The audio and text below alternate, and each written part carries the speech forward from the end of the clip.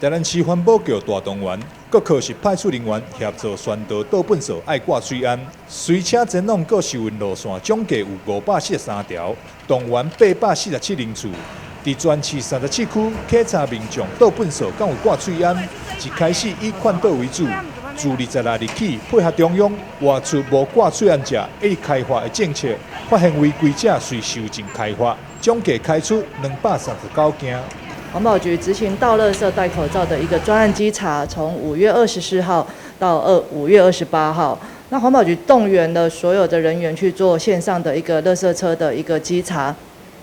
那在整个稽查过程中，还是发现不少的民众外出没有戴口罩。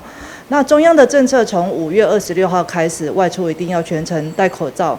那环保局在这一段时间，总共也劝导了有近6000位的民众在户外没有戴口罩。那也以卫生局来做裁处的有239件。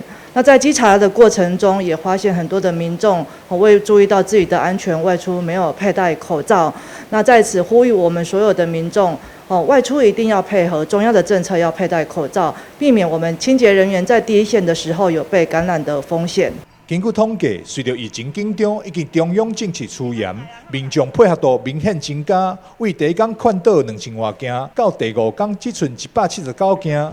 其中劝导件数上侪是安南区，搁再来是永康区甲桂林区。台南市环保局表示，挂水岸不只会当保护清洁人员，嘛会当保护家己以及朋友甲亲人。呼吁民众外出时爱挂好水岸，定定洗手以及时时消毒。台南新闻张硕维采访报道。